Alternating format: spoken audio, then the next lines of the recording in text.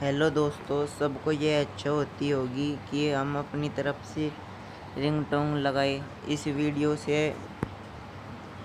आपको पता चल जाएगा कि रिंगटोन कैसे लगती है। सबसे पहले हमें अपने फ़ोन की सेटिंग में जाना पड़ेगा।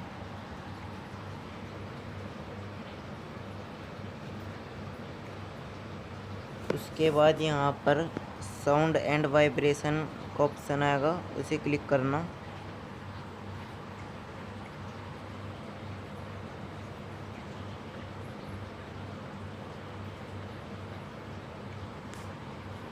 और यहाँ पर आपकी रिंगटोन लगी होगी पहले से ही, जो आपको अपनी तरफ से लगानी है।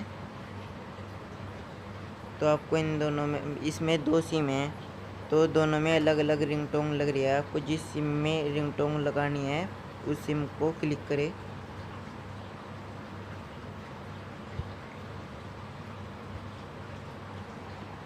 यहाँ पर बहुत सारी रिंगटोन आ जाती है, बट जो आपको अपनी तरफ से रिंगटोन लगानी हो तो सबसे ऊपर आ जाएगा ये ऑप्शन।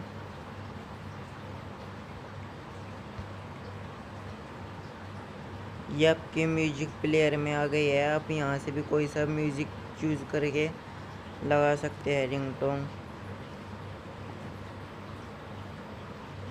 तो आपकी रिंगटोन ऐसे लग जाएगी। Bye bye guys.